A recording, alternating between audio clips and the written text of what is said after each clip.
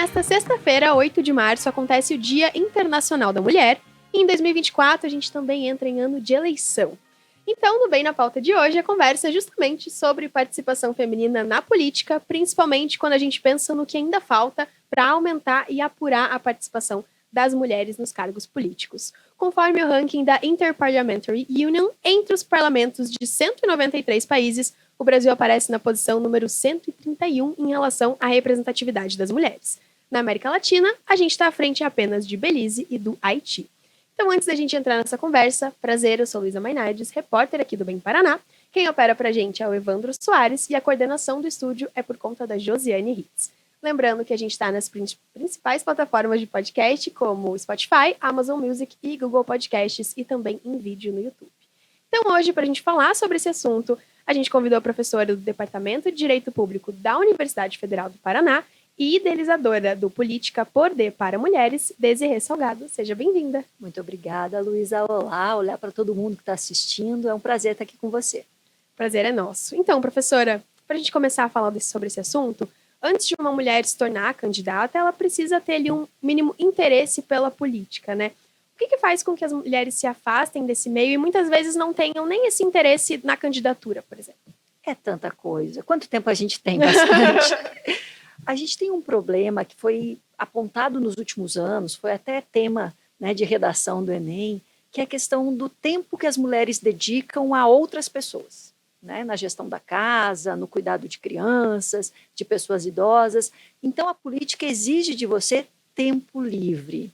E tempo livre talvez seja uma das coisas mais mal distribuídas no Brasil hoje, né, numa questão de classe, numa questão de gênero e numa questão de raça. Então, as mulheres dificilmente encontram tempo livre para se desenvolverem individualmente e ainda mais para se dedicarem à política. Não é alguma coisa fácil, vamos dizer assim, você dedicar parte do seu tempo, separar um período que você poderia estar fazendo qualquer outra coisa para ir para a política. Eu sempre brinco que é só perguntar se as mulheres têm aquele futebolzinho do final do dia, né, ou do sábado. Sim. A maioria das mulheres não se dedica a um esporte coletivo, a algum tipo de interação social desta maneira.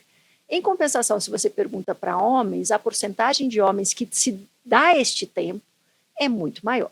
Se a gente for levar isso para a questão política, isso é ainda mais complicado, porque não basta você querer, você ter tempo livre, você ter interesse, mas você também vai encontrar alguns obstáculos dentro da própria estrutura social e também da estrutura partidária. Quando você diz para alguém que você vai entrar na política, a pessoa se assusta. E se é da sua família, começa a apontar uma série de questões que talvez digam que aquela não é a melhor das decisões. Ou seja, você vai encontrar também dificuldades no seu próprio círculo. E quando você entra no mundo dos partidos e da própria política, você começa a descobrir que talvez a sua voz não seja tão boa assim, porque lhe falta alguma coisa, um cromossomo Y. Então, há uma evidência que é trazida a todo momento em muitas das interações na política de que o seu corpo não cabe naquele espaço. Então, é preciso ter interesse. Para isso, a gente precisa mudar a sociedade. O problema é, a gente vai esperar que haja uma igualdade social para que as mulheres se sintam à vontade na política? Não, a gente vai fazer isso, mas também vai empurrar, vai dar um empurrãozinho para que as mulheres comecem a se sentir à vontade nesse espaço. Nem que seja gradual, né? Está sendo gradual, mas numa velocidade tão lenta que eu estou começando a ficar muito ansiosa com isso. Eu gostaria muito que minha filha, que agora vai completar 17 anos esse mês, tivesse outras pautas. Né? Nós estamos com essas pautas aí pelo menos desde 1890 aqui no Brasil e 1700 e tanto, né, no resto do mundo. Talvez estivesse na hora da gente poder discutir outras coisas. Né? Perfeito. E a professora, por sua experiência, né, foi candidata para o Senado pelo PDT, o Partido Democrático Trabalhista, em 2022. Na sua experiência, você percebeu dificuldades que você nem imaginava que iria encontrar, mesmo antes pesquisando sobre o assunto? Isso foi extraordinário. Aliás, eu recomendo qualquer pessoa, principalmente mulheres, que queiram se dedicar a uma disputa eleitoral, que façam isso. É uma experiência extraordinária, marca a gente, é quase uma tatuagem na cara, você nunca mais vai ser a mesma pessoa. E isso foi muito interessante para mim, exatamente por isso que você pontuou. Eu estudo eleições desde 2000, faz quase um quarto de século que eu estudo eleições. Bastante tempo. E escrevo muito sobre isso, né? Meu principal livro é sobre eleições, enfim, artigos e debates e tudo. E tudo isso olhando de fora. Né? Embora eu tenha trabalhado um grande período na autoridade eleitoral, ainda não é o jogo político propriamente dito. Sim. E eu me senti muito diferente do que eu imaginaria na campanha eleitoral. Ah, é? Primeiro, por essa questão da voz que eu comentei, né, na primeira resposta. Eu dou aula desde 2000, né, e nunca achei que minha voz fosse um problema. Na Muito pelo política, ela contrário. pareceu ser. Porque quando eu falava, então, normalmente, né, eventos com muitos homens, e aí eu falava, todo mundo olhava com, nossa, que esquisita essa voz. Eu falei, gente, eu vou ter que fazer uma fono, vou ter que trabalhar. Veja, eu, uma mulher toda desconstruidona, não me dando conta que o problema não era exatamente as minhas características, e sim a diferença entre as minhas características e as características comuns do meio.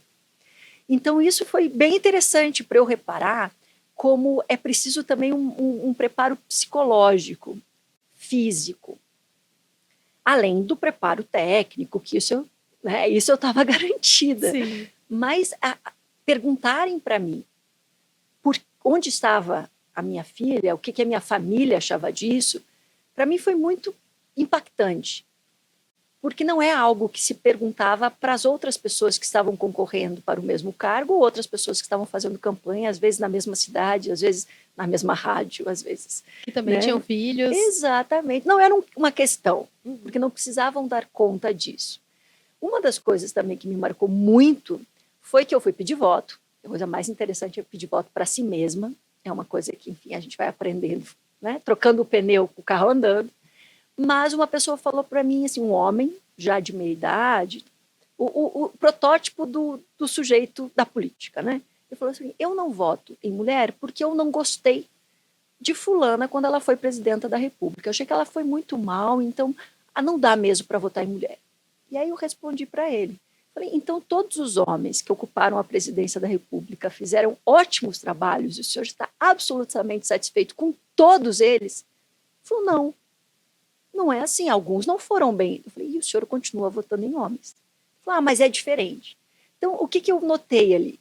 Que nós não podemos ser mais ou menos. Que as mulheres precisam ser extraordinárias na política. Não pode errar um cílio fora do lugar, não pode estar um pelo na sobrancelha, enquanto os homens podem errar à vontade. A eles, a gente tem uma condescendência. Afinal de contas, esse campo é de homens. Então, isso é muito ruim, isso faz com que as mulheres, muitas vezes, disputem uma eleição e não voltem a disputar a segunda eleição. Sim. Porque o peso é muito grande. Sem falar de cabelo, né? Vocês estão vendo aí que eu não pinto os meus cabelos e eu não faço escovas nos meus cabelos há pelo menos, sei lá, 5, 6 anos. Isso também é um impacto. Como assim? Como que ela vai andar de tênis e com esse cabelo, com cabelo branco? Então, é toda uma exigência de comportamento, de conhecimento e de aparência que os homens não carregam. Então, eu já tinha lido sobre isso, mas é muito diferente. Sentir na pele, né? Você lê sobre isso e você sentir isso. Então, eu tenho uma tese de doutorado que fala de igualdade na disputa eleitoral e eu estou me dedicando a reescrever esse trabalho sobre igualdade a partir dessa experiência e a partir do direito antidiscriminatório. Né? Porque a gente precisa de novas lentes para entender isso, senão a gente vai continuar tendo ali um quarto de mulheres no parlamento e tendo políticas públicas e uma legislação que vai excluir muita gente desse cenário, né? Desse Sim. Estado. É só a gente conversar sobre direito à cidade. Luísa, eu e você podemos sair daqui 10h30 da noite e andar até Praça 19 de Dezembro? Mas a gente não vai ter a mesma tranquilidade de fazer isso do que um rapaz que tem a sua idade ou de um homem que tem a minha idade. É preciso que seja diferente. Isso vai ser diferente quando mais gente estiver pensando a cidade, pensando o estado e pensando o país. Perfeito. E eu achei interessante que você comentou sobre muitas mulheres não quererem seguir com uma próxima candidatura. E essa experiência fez você ter vontade de ocupar esse espaço novamente, ou buscar ocupar esse espaço novamente, ou pelo contrário, fez você querer se afastar um pouquinho desse ambiente? O impacto foi muito grande. Dá para a gente ver o copo meio cheio e o copo meio vazio. Né? Foi a primeira vez que eu me apresentei como candidata, eu entendi que havia ali um certo... Não vou dizer que existia uma falta de competitividade, mas a gente estava lidando com gente que já estava há muito tempo, Sim. né, no jogo político, e gente que vinha com capital vindo de outro lugar, Claro. né, que vinha assim, que era conhecido no mundo, e eu. E aí, ainda assim, a gente conseguiu votos em todas as cidades, conseguimos, enfim, participar dos debates de maneira interessante e colocar algumas coisas na agenda. No entanto, é muito desgastante. E uma pessoa sem mandato dificilmente consegue viver da política. Ou seja, eu continuo vivendo do que eu vivia antes. Uhum. E também eu tenho que dar conta das coisas que a minha profissão exige. Sim. Então, o que eu estou fazendo neste momento? Eu estou no último período para me tornar professora titular. E aí eu tenho que me dedicar a escrever uma tese. Sim. Então, esta eleição de 2024, existe uma grande possibilidade de que eu não vá me apresentar como candidata. No entanto, obviamente, ajudando candidaturas do partido que vai oferecer aí uma série de nomes muito interessantes para compor um parlamento mais plural aqui no município de Curitiba. Porém, isso não significa que eu nunca mais vou fazer isso. Embora tenha sido marcado por algumas experiências muito negativas, o balanço da campanha, para mim, foi muito interessante. Então, eu tenho vontade, sim, de voltar a disputar um cargo logo que eu resolver essa questãozinha, né, da minha profissão, da minha carreira, Claro. e eu consiga fazer, de fato, a transição para uma carreira política. Isso, no entanto, depende de muitas coisas, né? Mas eu imagino, sim, que num futuro muito próximo eu volte a disputar uma eleição, só não sei se neste ano, enfim, que se apresenta aí com uma eleição daqui a pouco, né? Que a gente já está vendo as resoluções do TSE, já está andando a eleição desse ano. Sim, então foi uma experiência desafiadora, mas não completamente desanimadora. Não cheguei a traumatizar, cheguei a traumatizar. Funcionou bem, o partido foi muito leal comigo, né? Todas as coisas que tinham sido acordadas foram feitas.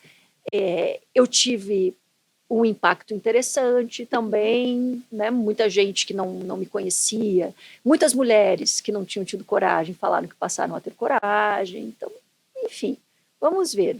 Mas a ideia é que a gente insista nisso, porque é preciso. A gente faz isso em todos os lugares. Imagino que para você não deve ter sido um mar de rosas quando você escolheu a sua carreira. Você teve que insistir, possivelmente, algumas vezes. Na política não é diferente. As mulheres também têm que insistir. Que bacana, muito legal ver essa experiência, acho que é muito curioso, né? Realmente deve ser uma experiência transformadora, porque você entra em contato com muita gente e se expõe de uma maneira que ainda não tinha se exposto. Enfim, é uma luta, né? A candidatura e a eleição. Agora, depois que for eleita, a pessoa, né? A mulher realmente continua sendo uma luta, se manter no cargo. O que mais os partidos poderiam fazer para aumentar a representatividade feminina para além das reformas, pensando um pouquinho por esse lado? Isso, porque a gente tem uma série de mudanças legislativas que foram, não vou dizer que falsamente, mas talvez com um pouco de muito pouca boa vontade e com muito subterfúgio, né, para fazer com que as mulheres ocupassem esses lugares. Em outros países, como a Espanha, por exemplo, esse movimento vem dos partidos políticos. Porque os partidos políticos não precisam esperar uma lei que determine que metade da chapa para a Câmara Municipal de todas as nossas 399 cidades seja composta por metade de mulheres.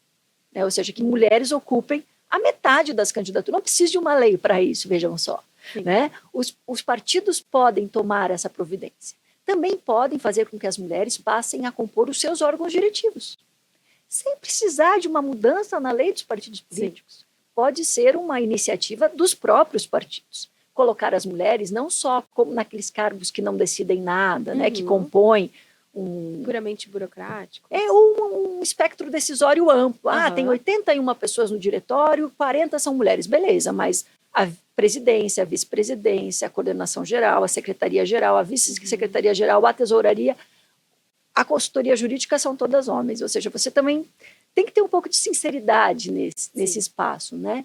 E aí, os partidos fazendo isso, fazendo com que as mulheres possam participar, de fato, da tomada de decisão dentro dos partidos, vai melhorar, inclusive, as possibilidades das outras mulheres. Né? Então, se sou eu mulher, ali na tesouraria do partido, ou na presidência, ou na vice-presidência, e vou dizer para quem vai o dinheiro, é mais fácil que, para além dos 30% que agora decorrem de determinação normativa, eu diga não, as mulheres precisam de mais, porque elas acumulam menos capital, porque elas conseguem guardar menos dinheiro, porque elas usam o dinheiro para... Enfim, aquela com a nossa conversa inicial. Uhum. Então, eu preciso compensar isso. Isso não precisa de norma jurídica. Isso pode ser feito pelos partidos políticos hoje. Uma outra coisa que eu tenho pedido muito nos eventos que eu faço e que eu sei que tem gente que dirige partido político. É preciso que os partidos de todos os espectros ideológicos deixem claro para as mulheres que vão disputar o que elas terão à disposição. Certo. Nem sempre isso é claro. Nunca. Quer dizer, nunca, mas nunca diga nunca. É muito difícil a gente encontrar uma resolução partidária com critérios objetivos que possam dar certa previsibilidade para as pessoas que irão concorrer. Uhum. Então, tem lá os 30%, tem os 10% do horário eleitoral gratuito, tem os 30% do horário eleitoral gratuito, tem isso aqui. Tá, mas quem? Né, se a gente for pensar fora da prefeitura, das prefeituras, nas câmaras municipais a gente vai ter várias candidaturas. Todas as mulheres vão ocupar, então, o mesmo tempo? A gente vai ter uma preferência? Se eu tiver alguma preferência, qual é a base dessa preferência? É quem já concorreu, já teve voto? É quem já está no mandato? É quem é presidente de movimento partidário? Ou de esqueci o nome, como eles chamam dentro, né, de tendência, de tendência partidária? Que tenham algum espaço dentro do diretório? Enfim, eu não precisa ser absolutamente igualitário, mas eu, fora do partido, que preciso me filiar até agora, no começo de abril, para poder concorrer. Sim. Eu preciso olhar para os partidos políticos e opa, dentro do espectro que tem a minha visão de mundo, porque você não vai para um partido que te envergonhe, né, ou te deixe numa situação constrangedora. Uhum. Dentro desses partidos que me representam minimamente, qual me garante efetivamente que eu possa depois levar ao Poder Judiciário, se for o caso, condições de disputa. Então, se os partidos fazem isso em resoluções com critérios muito objetivos, as mulheres também se sentirão mais à vontade. Tem um estudo, Luísa, que eu me deparei quando eu comecei a pensar no política, que falava das mulheres e das disputas no mundo corporativo. É da Jennifer Lawless. Quando ela coloca que uma grande empresa anuncia um cargo de CEO, ou de CAF, ou de qualquer outra coisa, e coloca 10 elementos, você precisa de 10 requisitos, você precisa ter 10 qualidades. As mulheres que não tinham as 10 não se apresentavam. Os homens que tinham 4 estavam colocando o nome à disposição para isso. Né? Eu preciso saber se eu terei as condições. A maioria das mulheres não tem as condições de bancar uma campanha própria. Então, ela precisa saber se o partido político vai garantir essa condição. Senão ela não vai. Na dúvida, ela não vai. Tenho conversado com mulheres há pelo menos 10 anos. Só sobre isso. Diretamente sobre isso. Né? Especificamente sobre a questão, bora para um partido, bora disputar. Algumas foram essas que passaram pelos nossos cursos e para vários partidos, né? de diferentes espectros. Mas a questão é, mas como é que vai ser? Se ela não sabe como é que vai ser muito difícil essa mulher se arriscar. É preciso dar essa previsibilidade. E os partidos podem fazer isso, ainda que eles não saibam exatamente quanto de dinheiro vai vir, por conta do fundo partidário, fundo especial de financiamento, porcentagem. Então, tanto vai ser, e a mulher que está concorrendo pela primeira vez, e não é liderança de bairro, não é liderança de movimento, não tem onda, é tanto. Se tem, é tanto. E tanto. Para dar uma previsão. Aí eu consigo convencer, senão fica muito difícil para a gente dizer para uma mulher, fecha o olho e vem, e vai com medo. Porque tem vários desdobramentos disso, né? Inclusive patrimoniais, enfim. Há várias questões que as mulheres pensam um pouco mais do que os homens. Até nos outros, né? Pensando nos filhos. Isso. O que eu vou fazer com as crianças durante esse período? Porque não é só os 45 dias de campanha, né? Reunião do partido, que às vezes é no horário que a gente não pode, né? Ou seja, a gente precisa pensar em tudo isso. Sim, perfeito. Então, né, são muitas dificuldades para a candidatura e também muita dificuldade quando se encontra no cargo. Quais são os obstáculos ali, por vezes até violências, que as mulheres encontram depois de eleitas? Essa é a principal questão, né? Não adianta você conseguir entrar no partido, você disputar com condições igualitárias, você conseguir conquistar o eleitorado, que muitas vezes cobra de você algumas coisas que não cobra dos homens, que vê as características positivas da política só positivas quando exercidas por um homem. Se eu bato aqui na mesa, eu sou uma doida, uma histérica. Se um homem bate, ele é um grande líder, né? Enérgico, e consegue levar esse Paraná para frente. Ou seja, o eleitorado já tem isso. Quando a pessoa está no cargo, a lente é muito mais pesada sobre ela. É a censura que se faz em relação aos comportamentos pessoais e políticos, em relação ao discurso, a maneira como fala, né, os erros e, enfim, as confusões que se faz. Isso a gente viu, né? Eu não vou lembrar vocês, porque talvez seja uma das coisas mais odiosas dessa república, foi o aumento da gasolina nos anos da presidenta Dilma e os adesivos que a gente viu no carro. A gasolina ficou muito mais cara em governos posteriores e a gente não viu esse tipo de ação da sociedade. Vamos ser bem cuidadosas com todos os substantivos e adjetivos aqui. Ou seja, há uma violência persistente, mesmo quando a pessoa alcança um mandato. Mas isso não é nosso aqui. Tem uma pesquisa sobre o parlamento europeu e sobre os parlamentos dos países europeus que mostram que a grande maioria das mulheres representantes e de suas assessoras sofreu algum tipo de violência dentro dos parlamentos.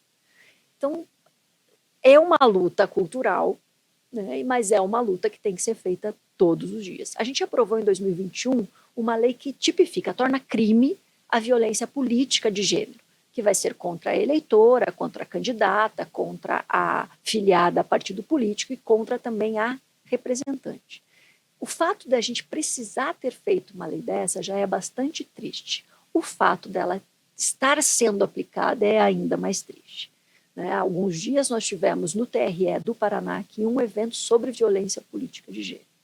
Isso é muito complicado, ou seja, não basta você conseguir ultrapassar todos os obstáculos que a sociedade te coloca e você conseguir chegar no mandato. Essas mulheres precisam ainda lutar por respeito. O que a gente tem visto, no entanto, hoje nós temos 75%, se não me engano, 26%, né, de mulheres na Câmara Municipal, na Câmara Federal. São mulheres de partidos políticos muito diferentes, mas elas se unem na pauta de respeito às mulheres em algumas questões que representam um avanço para todas as mulheres. Isso significa que elas já estão contando com adversárias ideológicas e também existem muitos homens que estão compondo essas frentes. A gente, neste momento, vai precisar que muitos homens se solidarizem com essas mulheres. E não só, por favor, porque podia ser sua mãe, ou podia ser sua filha, ou podia ser sua irmã. Porque é um ser humano que merece respeito. Então, mesmo que você seja uma pessoa que não tenha nenhuma mulher à sua volta, por alteridade, né, por conseguir se sentir minimamente no lugar de outra pessoa, você deve exigir esse respeito. E, infelizmente, o que a gente vê em várias câmaras municipais, e as nossas não são exceção, é um desprezo completo à posição da mulher que ocupou, que chegou, apesar de tudo, naquele cargo. Sim, é uma briga conjunta mesmo, né? Tem que ser, senão não vai dar. Não vai dar. A gente ainda tem muito menos. A gente tem câmaras municipais no Paraná sem nenhuma mulher. A gente tem câmaras, né, no mínimo são 9 integrantes, que tem uma mulher e 8 homens. Então não adianta ela lutar sozinha, ela precisa que as pessoas reconheçam que ela é legítima como todas as outras que estão ali. Então, como manter as mulheres no cargo político? Acho que é um segredo que todo mundo quer saber também, mas como evitar a desistência, né? O que acontece também. Acontece. A gente teve alguns casos nacionalmente muito impactantes, né? Tanto no Rio Grande do Sul, quanto em Belo Horizonte, com relatos muito tristes de quanto custou pessoalmente para essas pessoas, para essas mulheres, permanecerem nos cargos. Parece-me que um caminho que poderia ter resultados efetivos é uma atuação institucional muito enfática. Então, houve uma violência dentro do plenário, a resposta tem que ser imediata da instituição. Gente, não estou defendendo que seja sem devido processo legal, sem ampla defesa, porque eu sou uma jurista constitucionalista. Obviamente, seria tão violento quanto. Agora, não pode demorar 2 anos para ter uma resposta, e a resposta ser uma suspensão de 1 mês do cargo parlamentar. né? Não, ou seja, não precisa ser no dia seguinte, mas não pode demorar a tempo das pessoas esquecerem daquela violência, porque houve tantas outras violências depois daquilo que a gente, isso ainda, como assim não se resolveu? Que também vão ficar esquecidas. Então a gente precisa de uma atuação forte. Hoje a gente tem vários observatórios, né, que vão se dedicar a acompanhar essas violências. A gente tem um bem interessante, capitaneado pela Ana Cláudia Santana, que é extraordinário. A gente tem várias redes de apoio formados pelo Tribunal de Justiça, com o OAB, com o TRE, com o Política está nessa também, Sim, né, sim. o Instituto, e que isso precisa ter um impacto, de fato, nas instituições. Não pode ser só uma reclamação na sociedade que dê um barulho e que, de repente, isso passe porque o outro escândalo chegou. Preciso que as instituições, como instituições, tenham esse compromisso de dizer isso é inadmissível. Nós não vamos aceitar nenhum tipo de violência. E aí, quem sabe, a gente vai também ter uma mudança no comportamento dessas pessoas que insistem em atuar desse jeito. Se a gente não mudar, é muito difícil nós pedirmos para alguém ser Marte, não é não, Luiz? Sim. Fala assim, a gente sabe que é sofrido, a gente sabe que vai te destruir emocionalmente, mas a gente precisa de você lá. Que você continue. Você continue, porque você nos representa. É muito injusto a gente exigir que alguém seja Marte. Então, nós precisamos melhorar o ambiente para essas mulheres. Como é que a gente faz isso? Com compromisso institucional com mais mulheres nos espaços. Porque aí, quanto mais, imagino eu, mais constrangedor vai ser fazer algum tipo de violência e também inundar a sociedade de mulheres que queiram ocupar esse espaço. É preciso naturalizar isso. É preciso que uma menina que hoje, com alguns anos, não podia sonhar em ser engenheira, em ser astronauta, e agora já pode. Né? Não, obviamente há um recorte de raça e um recorte de classe aqui, mas já há mulheres que podem, né, mulheres do futuro, meninas de hoje, que podem sonhar com isso. É preciso que elas naturalizem também o sonho da carreira política. Hoje nós temos homens, meninos que são treinados desde cedo para a carreira política, para se posicionar, para falar firme, para não ter vergonha de falar no microfone, e as meninas não. Tem que saber que roupa que está usando, como é que está sentada, como se manifesta para não ser muito agressiva, não é mesmo? E daí falar com uma voz doce, e aí ninguém escuta. Então as nossas meninas precisam também ser educadas para isso. Faz parte da sociedade, faz parte de um compromisso das instituições, principalmente dos partidos políticos, dos parlamentos e dos poderes executivos, e também fazer com que essa ideia que o CNJ criou do protocolo para o julgamento com perspectiva de gênero se espraie, né, que vá valer para tudo, para as políticas públicas, para o legislativo, para as organizações não governamentais, para os institutos, para as autarquias, enfim, que a gente entenda como é não vestir o corpo do sujeito transcendental, que é aquele que diz que representa todo mundo, mas não tem feito isso, nunca fez e possivelmente não fará. Perfeito. Para que um cargo também não exale a vida de uma pessoa, não tire, né? Ninguém tem combustível tanto assim para conseguir se manter num ambiente que muitas vezes te cansa muito, né? E como que a professora avalia a presença das mulheres nas casas legislativas do Paraná, aqui em Curitiba? Ainda tem muito que melhorar? Tem que melhorar principalmente em relação ao número de mulheres. Se nós olharmos tanto para a Câmara Municipal de Curitiba quanto para a Assembleia Legislativa, nós vamos ver que existem mulheres muito preparadas, de diversos espectros ideológicos, porque as mulheres são assim, né? Não é a representação da mulher, porque não existe a mulher. Né? A gente mesmo pode divergir de várias questões relevantes. E a gente precisa que tenha a representação dos nossos pensamentos. Então, não é ter a mulher que representa todas as mulheres, isso não existe. Então, tanto na Assembleia quanto na Câmara, nós temos uma pluralidade de mulheres, mulheres que pensam muito diferente em relação a diversos pontos. Isso é muito positivo. Só que elas são muito poucas. São muito poucas. E acabam não tendo um espaço de discussão em relação a todos os temas. Vão discutir mulheres? Vão. Daí eles fazem um dia, vocês vão ver agora março. A gente cansa muito março, porque já reúne todo mundo, fala disso, tem audiência pública, tem isso, tem aquilo, não sei o quê. Beleza, vamos discutir orçamento? Não tem uma mulher. Vamos discutir segurança pública? Não tem uma mulher na comissão. Vamos discutir investimentos, infraestrutura, vamos discutir educação. Educação normalmente tem. Tecnologia. Né, porque educação é cuidado, saúde é cuidado, então a gente está. Mas nessas outras coisas, né, tecnologia, enfim, muitas vezes as mulheres ficam fora. A gente quer estar em economia e finanças. A gente quer estar em tributação, a gente quer estar discutindo a reforma tributária. E a gente está discutindo o quê? Participação política das mulheres. Então, existem mulheres preparadas que estão fazendo bons trabalhos nos nossos parlamentos municipais e estaduais, mas elas precisam de mais mulheres lá, para que a gente consiga ocupar, de fato, todos esses espaços. Perfeito. Então, para terminar, neste ano a gente tem a corrida eleitoral para prefeitos, vices e vereadores. Para prefeitas também. E vereadoras. Essa é outra coisa, né, Luiz? Perfeito. A gente usa o masculino neutro. Então, desde você viu que eu falei. Na escola lá aprendendo. Não é? E tem gente até querendo transformar isso em lei. Então, eu sempre falo Câmara Sim. Municipal, Câmara Federal, para tentar evitar dizer que é só de vereadores a Câmara. É uma Câmara Municipal em que vereadoras e vereadores devem ocupar esse espaço. Perfeito. Então, o que a professora espera para as eleições deste ano? Eu espero que a sociedade curitibana, a sociedade paranaense, perceba que está na hora de nós tornarmos os parlamentos um espelho da sociedade. As mulheres são maioria no eleitorado, são maioria na população, são 44% das filiações partidárias e são 26%, 15%, a depender, 0%, a depender da cidade, nos parlamentos. Então, é preciso que os parlamentos sejam esse espelho. Porque as mulheres são melhores do que os homens? Não, necessariamente.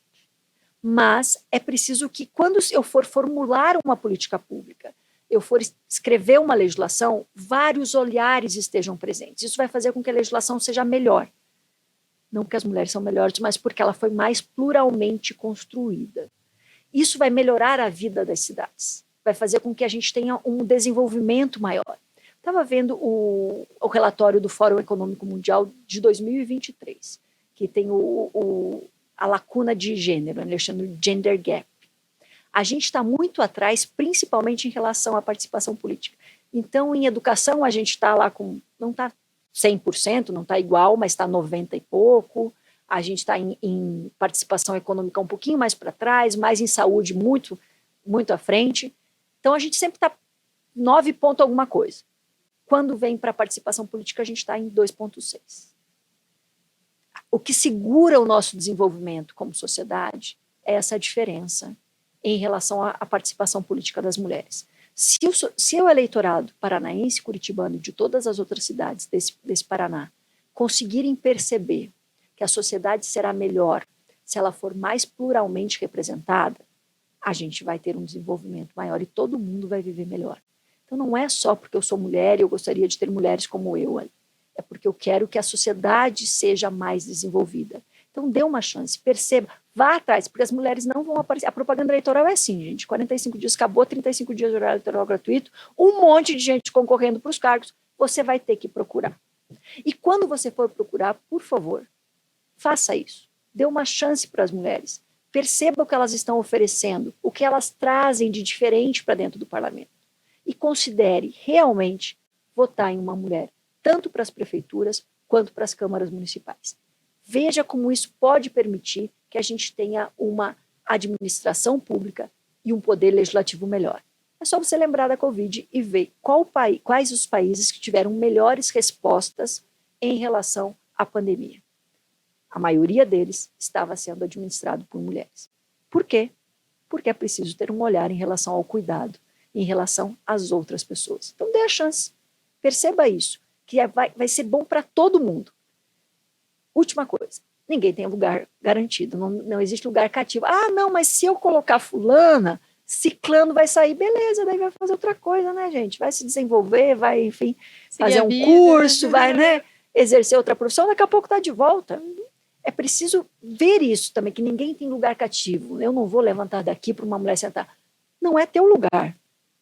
Né? Então, talvez seja a hora de ver com que outras pessoas também são capazes de ocupar essa cadeira. Perfeito, a rotatividade é saudável também. Nada como alternância de poder, né, para garantir uma sociedade democrática. Perfeito, muito obrigada, professora, muito obrigada pelo papo, eu ficaria aqui muito mais tempo conversando sobre o assunto, mas a gente ainda vai ter um ano interessante aí para falar mais sobre isso e sobre outros assuntos também. Então, muito obrigada.